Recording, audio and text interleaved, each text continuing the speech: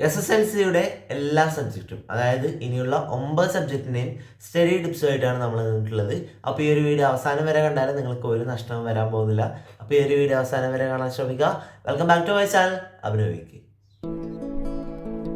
Hi guys, welcome back. അപ്പോൾ നമ്മൾ നിന്നിട്ടുള്ളത് SSLCയുടെ 9 സബ്ജക്റ്റിനെ study tips ആയിട്ടാണ്.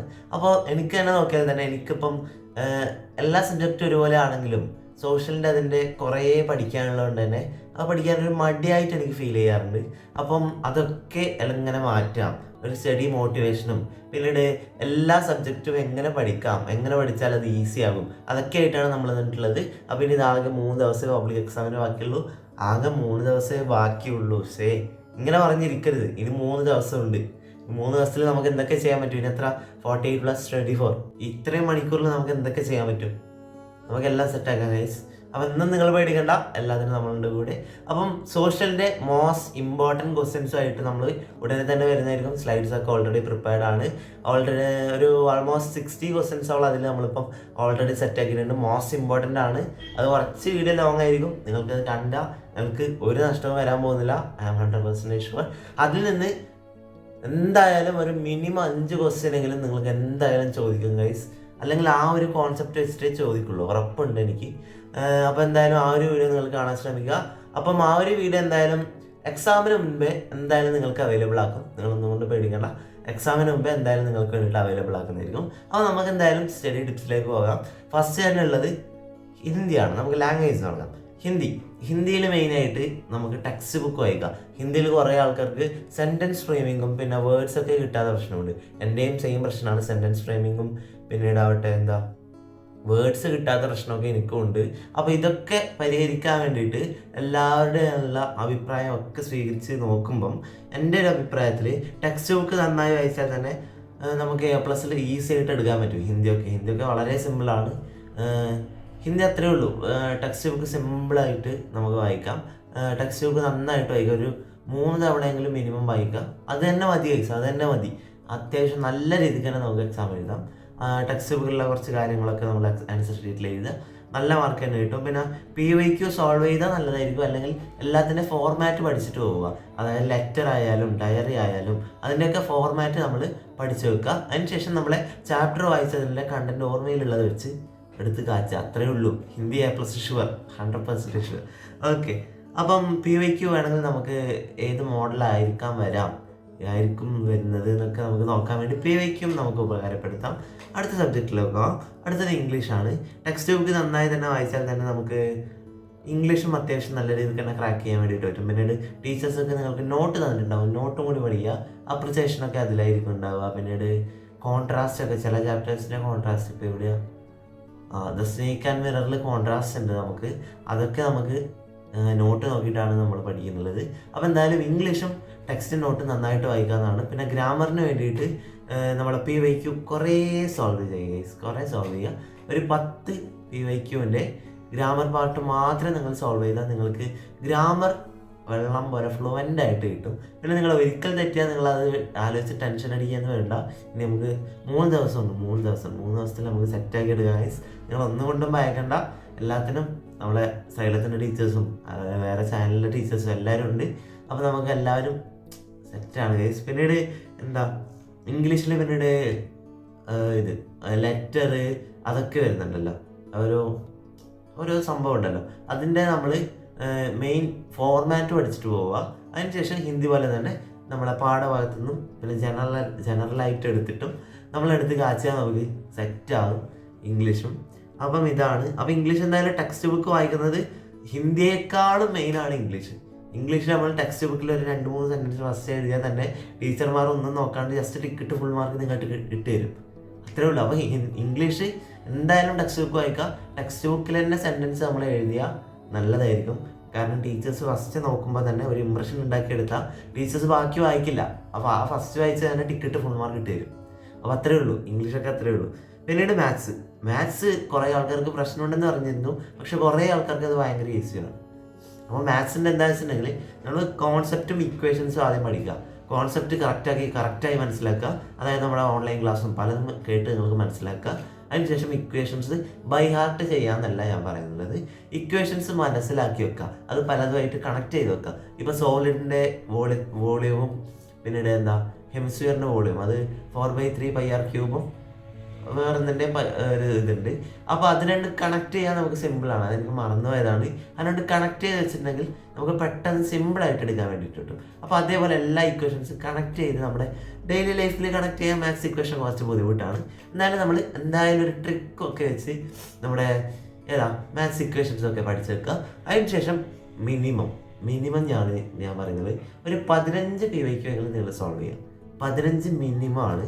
15 മിനിമം PYQs എന്തായാലും സോൾവ് ചെയ്യുക. നമുക്കിനി ഒരാഴ്ച സമയമുണ്ട്. എക്സാമിന് തൊട്ട് മുന്നേ ഒരാഴ്ച നമുക്ക് ലീവ് ഉണ്ട്. ആ ഒരാഴ്ചയിൽ നമുക്ക് എന്തൊക്കെ ചെയ്യാൻ പറ്റും? ഓക്കെ, നിങ്ങളൊന്ന് ആലോചിച്ച് നോക്കും. 15 PYQ മിനിമം നിങ്ങൾ സോൾവ് ചെയ്യുക. അത് സോൾവ് ചെയ്താൽ തന്നെ നിങ്ങൾക്ക് A+ ഉറപ്പാണ്. അതിൻ്റെ എല്ലാ ക്വസ്റ്റ്യൻസും പഠിക്കുക, എല്ലാ ഫോർമാറ്റും പഠിക്കുക, എല്ലാ ഇക്വേഷൻസും പഠിക്കുക, എല്ലാ കോൺസെപ്റ്റും പഠിക്കുക. ആ ഒരു കോൺസെപ്റ്റിൽ നിന്നും ഇക്വേഷൻസ് മാത്രമേ നിങ്ങൾക്ക് ക്വസ്റ്റ്യൻ വരുള്ളൂ. എത്ര ടഫായാലും ആ ഒരു കോൺസെപ്റ്റ് ഇക്വേഷൻസ് വെച്ചിട്ട് മാത്രമേ ക്വസ്റ്റ്യൻ വരുള്ളൂ. അതിൽ നിന്ന് വിട്ടിട്ട് ഒരു ക്വസ്റ്റ്യൻസ് വരില്ല. ഇത് എന്നോടും കൂടിയിട്ടാണ് ഞാൻ പറയുന്നുള്ളത്. അപ്പോൾ ഞാൻ എന്നോടും കൂടിയിട്ടാണ് ഈ ഒരു സംഭവം പറയുന്നത്. ഞാൻ നിങ്ങളോട് മാത്രമല്ല, ഞാൻ നിങ്ങളെ പോലെ SSLC സ്റ്റുഡൻ്റ് ആണ്. അപ്പം എന്തായാലും മാത്സ് ഇത്ര മാത്രമാണ്. ഇക്വേഷൻസും കോൺസെപ്റ്റും ഒക്കെ കറക്റ്റാക്കി മനസ്സിലാക്കി വെക്കുക എന്നുള്ളതാണ്. പിന്നീട് മലയാളം എന്താ വെച്ചിട്ടുണ്ടെങ്കിൽ ടെക്സ്റ്റ് ബുക്ക് നന്നായിട്ട് വായിക്കുക. ലാംഗ്വേജ് ഒക്കെ അതുപോലെ തന്നെയാണ്. ടെക്സ്റ്റ് ബുക്ക് നന്നായിട്ട് വായിക്കുക, നോട്ട് നന്നായിട്ട് വായിക്കുക. അതൊക്കെയാണ് മലയാളത്തിൽ. പിന്നീട് മലയാളം ഫസ്റ്റ് സെക്കൻഡിൻ്റെ കാര്യമാണ് ഞാൻ പറയുന്നത്. പിന്നീട് മലയാളം എന്താ വെച്ചിട്ടുണ്ടെങ്കിൽ നമ്മുടെ പാഠത്തിൻ്റെ ഫസ്റ്റ് ആമുഖമായിട്ടൊരു ഇൻട്രോ കൊടുത്തിട്ടുണ്ടാവും. അപ്പോൾ എൻ്റെ മലയാളം ടെക്സ്റ്റ് കാണുന്നില്ല, ആമുഖമായിട്ടൊരു ഇൻട്രോ കൊടുത്തിട്ടുണ്ടാവും. ഇപ്പോൾ ലക്ഷ്മണ സാന്ത്വനത്തിൻ്റെ ആണെങ്കിൽ ലക്ഷ്മണൻ്റെ പട്ടാഭിഷേകം മുടങ്ങിയെന്നറിഞ്ഞാൽ എന്നിട്ട് അവിടെ ഒരു ഇൻട്രോ കൊടുത്തിട്ടുണ്ട്. അത് നിങ്ങൾ എന്തായാലും പഠിക്കുക. അതേപോലെ എല്ലാ ചാപ്റ്റേഴ്സിനും ഇൻട്രോ ഉണ്ട്. അതായത് രാംഗോപാൽ രാഗിൻ്റെ പണ്ടത്തെ ജീവിതം, അതൊക്കെ നമുക്ക് ആ ഒരു ചാപ്റ്ററിൻ്റെ ഇൻട്രൊഡക്ഷനിൽ ആമുഖം പോലെയാണ് കൊടുത്തിട്ടുള്ളത്. അത് നമുക്ക് രാംഗോപാൽ രാഗിൻ്റെ ക്യാരക്ടർ സ്കെച്ചൊക്കെ, അതായത് മലയാളത്തിൽ എന്തായി അതിനെ പറയുക മറന്നുപോയി, ക്യാരക്ടർ സ്കെച്ച് പോലത്തെ ഒക്കെ ചോദിച്ചിട്ടുണ്ടെങ്കിൽ നമുക്ക് എന്തായാലും മലയാളത്തിൽ ആ ഒരു ആമുഖം വെച്ചിട്ട് എഴുതിയാൽ ഉറപ്പാണ് ചോദിച്ചത് നമുക്ക് നല്ലൊരു ഇൻട്രോ കിട്ടി. നമുക്ക് എന്തായാലും അവിടെ 1 മാർക്ക് എന്തായാലും വീഴും, 100% ഷുവറാണ്. അപ്പോൾ നമ്മൾ എന്തായാലും ആ ഒരു ആമുഖം ബൈ ഹാർട്ടാക്കാൻ മിനിമം ശ്രമിക്കുക. ബൈ ഹാർട്ടാക്കുക അല്ലെങ്കിൽ മനസ്സിലാക്കി വെക്കുക. ഓക്കെ, അത് ഞാൻ ഒട്ടും മലയാളം ഏറ്റവും ടഫും അത് ഒട്ടും വായിക്കാനും പഠിക്കാനും കഴിയാത്ത ആൾക്കാർക്ക് വേണ്ടിയിട്ടാണ് പറയുന്നത്. ആ ഒരു ആമുഖം നിങ്ങൾ ബൈ ഹാർട്ടാക്കിയിട്ടുണ്ടെങ്കിൽ നിങ്ങൾക്ക് 1 മാർക്ക് ഷുവറാണ്. നിങ്ങൾ ആ ഒരു ചാപ്റ്ററിൽ നിന്ന് എന്ത് ചോദിച്ചിട്ടുണ്ടെങ്കിലും നിങ്ങൾ ആ ഒരു ആമുഖം എടുത്ത് കാച്ചുക. സിമ്പിളാണ്, സെറ്റാവും. ഓക്കെ, അപ്പോൾ അത്രയാണ് ആമുഖം. പിന്നീട് മലയാളത്തിൽ കുറേ ആൾക്കാർക്ക് റൈറ്റിംഗ് സ്പീഡ് കുറവാണെന്ന് പറഞ്ഞിരുന്നു. അപ്പം ഞാനും ആ ഒരു പ്രശ്നം നേരിടുന്ന ഒരാളാണ്. എനിക്ക് ഭയങ്കര റൈറ്റിംഗ് സ്പീഡ് കുറവാണ്. അതുകൊണ്ട് തന്നെ ഞാൻ ഈ ഒരു പ്രശ്നം ഞാൻ എൻ്റെ വേറെ ഒരു യൂട്യൂബ് വീഡിയോയിൽ പറയുമ്പം കുറേ കമൻറ്റ്സ് വന്നിട്ടുണ്ടായിരുന്നു. അതിലൊന്ന് ഞാൻ പറയാം. എന്താ വെച്ചിട്ടുണ്ടെങ്കിൽ അവർ കമൻറ്റ് പറഞ്ഞിട്ടുള്ളത് 30 മിനിറ്റ്സ് നമ്മൾ ഡെയിലി മലയാളം എഴുതിയിട്ടുണ്ടെങ്കിൽ നമുക്ക് മലയാളം റൈറ്റിംഗ് സ്പീഡ് കൂടും എന്നാണ് പറഞ്ഞിട്ടുള്ളത്. അപ്പോൾ എന്തായാലും ഞാനും അത് ട്രൈ ചെയ്യുന്നുണ്ട്. ഡെയിലി 30 മിനിറ്റ്സ് നമുക്ക് മലയാളം എഴുതാം. അപ്പോൾ എന്തായാലും നമുക്ക് നോക്കാം. നിങ്ങളോട് എനിക്ക് അത് തന്നെയാണ് പറയുന്നത്. മലയാളം റൈറ്റിംഗ് സ്പീഡ് കുറവാണെങ്കിൽ ഡെയിലി ഒരു 30 മിനിറ്റ്സ് എഴുതുക. എന്തായാലും നമുക്ക് നോക്കാം, സെറ്റാകുമ്പോൾ നോക്കാം. ഞാനത് സോൾവ് ചെയ്യുന്നുണ്ട്. പിന്നീട് ബയോളജി പൊതുവേ ബോയ്സിനാണ് ടഫ്. കാരണം ബോയ്സ് അധികം കോൺസെപ്റ്റ് മനസ്സിലാക്കി പോകുന്ന ആൾക്കാരാണെന്നാണ് എൻ്റെ ഒരു ഊഹം. ബയോളജി പൊതുവേ ഗേൾസിനാണ് സിമ്പിൾ.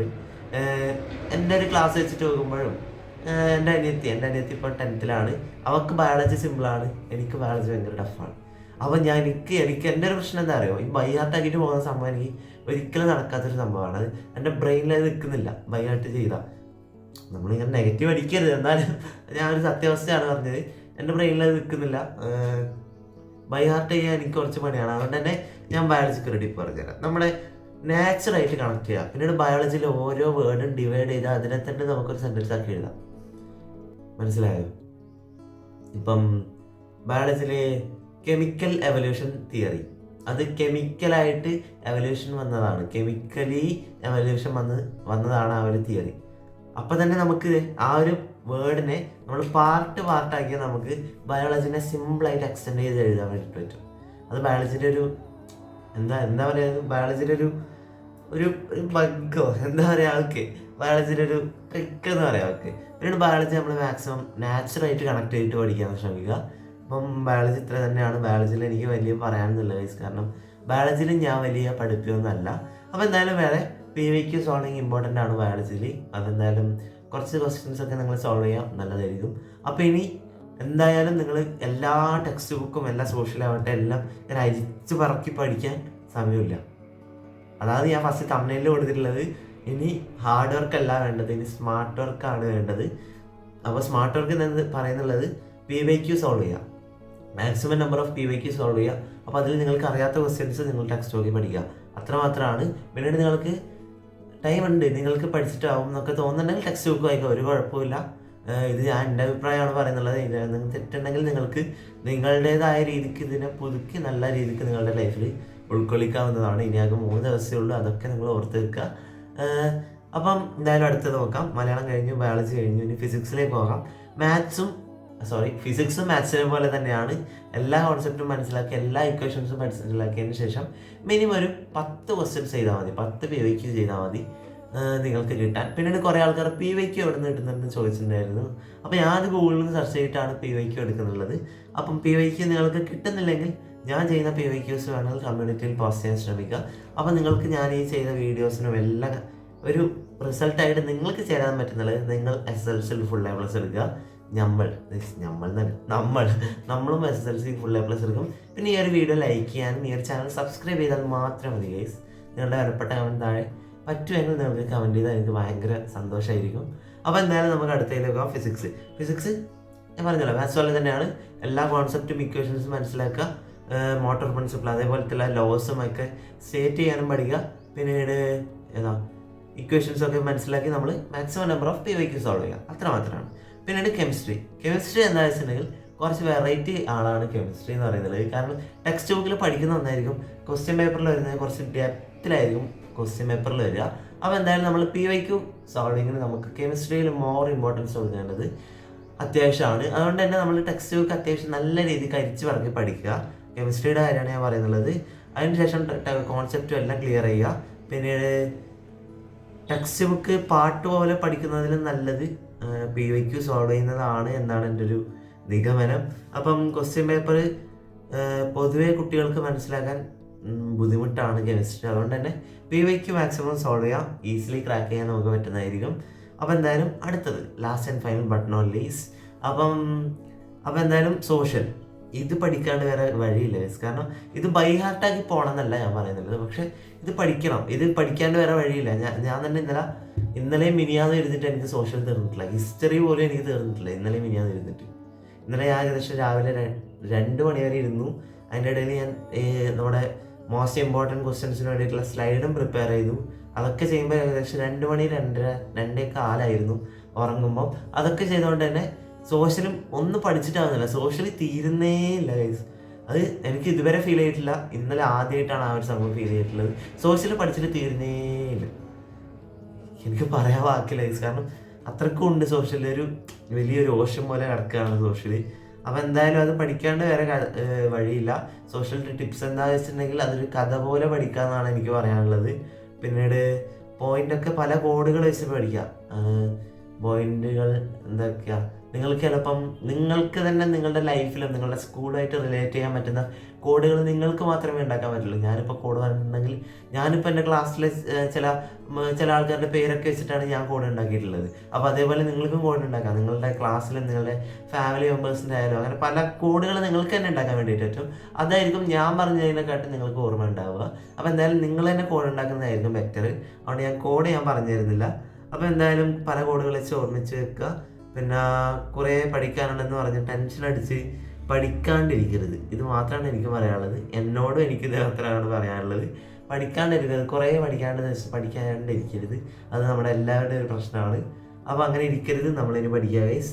അപ്പം പിന്നീട് എന്താ ഫ്രീ ടൈമിലും പിന്നെ നമുക്ക് മനസ്സിലാവാത്ത കോൺസെപ്റ്റൊക്കെ ഉണ്ടെങ്കിൽ നമ്മൾ ഓൺലൈൻ ക്ലാസ് ആയി ചുവട്ടായാലും പിന്നീട് എന്താ സൈലം ആയാലും വേറെ ഏതാ എക്സാമിനർ ആയാലും അവരുടെയൊക്കെ ക്ലാസ് നോക്കി പഠിക്കുക. പിന്നീട് കുറേ ആൾക്കാർ ഓരോ സബ്ജക്റ്റ് വെച്ചിട്ട് ഇതിലേത് ഓൺലൈൻ ക്ലാസ്സിൻ്റെ യൂട്യൂബ് ചാനലാണ് ബ്രോ ബെസ്റ്റ് എന്ന് ചോദിച്ചിട്ടുണ്ട്. എന്നോട് ചോദിക്കരുത് ഗൈസ്, കാരണം എനിക്കറിയില്ല. ഞാൻ ആകെ സൈലത്തിൻ്റെ ക്ലാസ് മാത്രമാണ് റെഫർ ചെയ്യുന്നുള്ളത്. എനിക്ക് സൈലത്തിൻ്റെ ക്ലാസ് എല്ലാം മനസ്സിലാകാറുണ്ട്. അതുകൊണ്ട് തന്നെ ഞാൻ സൈലത്തിൻ്റെ ക്ലാസ് മാത്രം റെഫർ ചെയ്യുന്ന ഒരാളാണ്. അതുകൊണ്ട് തന്നെ ചില പ്രശ്നത്തിന് ഇതിന് മാത്രം ഞാൻ സെർച്ച് ചെയ്യുമ്പോൾ വന്നാൽ ഞാൻ ബാക്കിയുള്ളതും കാണും. എനിക്ക് അത്ര ഇങ്ങനെ കട്ടായി ഇത് മാത്രമല്ല ഞാൻ എല്ലാ ഇത് കാണാറുണ്ട്, പക്ഷേ ഞാൻ ക്ലാസ്സും എല്ലാം റെഫർ ചെയ്യുന്നത് സൈലത്തിൻ്റെ മാത്രമാണ്. അപ്പോൾ അതുകൊണ്ട് തന്നെ എനിക്ക് അങ്ങനെ ചോദിച്ചിട്ടുണ്ടെങ്കിൽ എനിക്ക് പറയാനറിയില്ല, സൈലം മാത്രമാണ് ഞാൻ കാണുന്നുള്ളത്. അപ്പോൾ എന്തായാലും നമുക്കിനി നമ്മളിനി ഒറ്റക്കെട്ടാണ് നമ്മുടെ മോസ്റ്റ് ഇമ്പോർട്ടൻറ്റ് സോഷ്യലിൻ്റെ മോസ്റ്റ് ഇമ്പോർട്ടൻറ്റ് ക്വസ്റ്റ്യൻസുമായിട്ട് നമ്മൾ ഉടനെ വരുന്നതായിരിക്കും. നിങ്ങൾ എന്തായാലും അത് കാണുക, കാരണം ഞാൻ ഏകദേശം 1 hour ഇരുന്നിട്ട് സ്ലൈഡ് പ്രിപ്പയർ ചെയ്തതാണ് അതിന് വേണ്ടിയിട്ട്. അപ്പോൾ എന്തായാലും നിങ്ങളത് എന്തായാലും കാണണം, നിങ്ങൾക്ക് എന്തായാലും ഒരു നഷ്ടവും വരാൻ പോകുന്നില്ല. പിന്നീട് SS എങ്ങനെ കുറേ കമൻറ്റ് ചെയ്യാൻ വായിക്കാട്ടോ, മലയാളത്തിൽ എങ്ങനെ A+ വാങ്ങാം, ഇതൊക്കെ ഞാൻ ഇപ്പോൾ പറഞ്ഞു. പിന്നീട് ബ്രോ പ്ലീസ് ഇത് ഇഗ്നോർ ചെയ്യരുത്, വാക്യ പിരമിഡ് എക്സാം ആൻസർ ഒന്ന് കാണിക്കുമ്പോൾ ഷോർട്ട് നോട്ട് വീഡിയോയിൽ ഇട്ടാൽ മതി. അതെന്തായാലും ഞാൻ കാണിക്കാം, ഞാൻ ഒരു ഷോർട്ട് വീഡിയോ ആയിട്ട് ഇടാം. പിന്നീട് ബ്രോ എനിക്ക് ഹിന്ദി ആൻഡ് കെമിസ്ട്രി ടഫാണ്, ഇനി ടിപ്സ് ഈ വീഡിയോ കണ്ടില്ലേ ബ്രോ, നിങ്ങൾക്ക് എന്തായാലും സെറ്റാവും. ബ്രോ ഇംഗ്ലീഷ് ഹിന്ദി A+ വാങ്ങിക്കാൻ എങ്ങനെയാണ് പറഞ്ഞിട്ടുണ്ട്. ബയോളജി എങ്ങനെയാണ് പഠിക്കുന്നത്, എനിക്കിപ്പോൾ 12 മാർക്കാണ്, A+ വേണമെങ്കിൽ ഇനി പഠിക്കാമെന്ന ഇനിയുള്ള ദിവസം എന്തായാലും പറ്റും. ഇനിയുള്ള ദിവസം പഠിക്കാമെന്നല്ല, ഇപ്പോൾ മുതൽ പഠിച്ചു തുടങ്ങുക, ട്രൈ യുവർ ബെസ്റ്റ്. A+ ഒക്കെ എന്താ, നമുക്ക് നമ്മുടെ ബെസ്റ്റ് ട്രൈ ചെയ്യാം, അതിൻ്റെ റിസൾട്ട് നമുക്ക് എന്തായാലും കിട്ടും. നമ്മൾ അത്രമാത്രമാണ് എനിക്ക് പറയാനുള്ളത്. അഭിനവിക്ക് ബ്രോ നമ്മൾ സോഷ്യൽ കാണാതെ പഠിക്കേണ്ട ആവശ്യമുണ്ടോ, please reply, humble request. Social കാണാതെ പഠിക്കേണ്ട ആവശ്യമുണ്ടോ എന്ന് വെച്ചിട്ടുണ്ടെങ്കിൽ എനിക്കതിന് റിപ്ലൈ ഇല്ല ഗൈസ്, കാരണം സോഷ്യൽ ഒരു വെറൈറ്റി സബ്ജക്റ്റാണ്. സോഷ്യൽ കാണാതെ പഠിക്കേണ്ട ചില ഇത് നമുക്ക് വരുന്നുണ്ട്. കോഡ് വെച്ച് പഠിക്കുക, കാണാതെ പഠിച്ചിട്ട് ഉപകാരമില്ല, നമ്മൾ കോഡ് വെച്ചിട്ട് പഠിക്കുക എന്നാണ് എനിക്ക് പറയാനുള്ളത്. ഓക്കെ, സോഷ്യലിന് എനിക്ക് അത്രേ പറയാനുള്ളൂ. പിന്നെ ബ്രോ ഒരു ദിവസം എത്ര മണി വരെ പഠിക്കുന്നുണ്ട് വീഡിയോയിൽ പറയാമോ? അയ്യോ, ഇത് കുറച്ച് ടാസ്ക് ആണ്, കാരണം ഞാൻ പഠിക്കുന്നുള്ളതൊരു എന്താ, ഞാൻ ഒരു 1:30-2 മണി വരെ ഞാൻ രാത്രി പഠിക്കും. രാത്രിയല്ല, രാവിലെയും, അത് രാവിലെ ഇപ്പോൾ. അപ്പം അത്ര വരെ പഠിക്കും. പിന്നെ ഞാൻ എണീക്കുന്നുള്ളത് ഏകദേശം ഒരു 10 മണിയാകുമ്പോഴാണ് ഞാൻ എണീക്കാറുള്ളത്. ഒരു കുംഭകർണനാണ്. ഓക്കെ, അപ്പം എന്തായാലും എന്താ, ഞാൻ അതേപോലെയാണ്. അപ്പോൾ എൻ്റെ ഞാൻ എണീക്കുന്നത് പോലെ ഒന്നും ആരും ചെയ്യരുത്. ഞാൻ ചെയ്യുന്നത് ചിലപ്പോൾ തെറ്റായിരിക്കും, പക്ഷെ എനിക്ക് അങ്ങനെ മാത്രമേ ചെയ്യാനുള്ളൂ. കാരണം ഞാൻ ഉറങ്ങാൻ ഇഷ്ടപ്പെടുന്ന ഒരാളാണ്. അതുകൊണ്ട് തന്നെ ഞാൻ കുറേ സമയം ഉറങ്ങുകയും രാത്രി എത്ര മണി വരെ എനിക്ക് പഠിക്കാൻ വേണ്ടിയിട്ട് ഇരിക്കാൻ വേണ്ടിയിട്ട് പറ്റും. അപ്പോൾ അതുകൊണ്ട് തന്നെ ഞാൻ ഒരു 2 മണി വരെ ഇരിക്കാറുണ്ട് രാത്രി.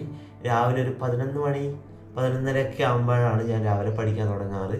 അപ്പോൾ ഇതാണ് എൻ്റെ സ്റ്റഡി ടൈം ടേബിൾ എന്നൊക്കെ പറയുന്നത്. ഇതിൻ്റെയൊക്കെ ഇടയിൽ നമ്മൾ കുറച്ച് നമ്മുടെ ടൈം ടേബിളൊക്കെ എടുത്ത് കുത്തി കയറ്റി നമ്മൾ ഡേ സെറ്റാക്കും. ഓക്കെ, അപ്പോൾ എത്ര മാത്രമാണ്. അപ്പോൾ ഈ ഒരു സ്റ്റഡി ടിപ്സും എല്ലാം നിങ്ങളുടെ ലൈഫിൽ ഉൾക്കൊള്ളിക്കുക.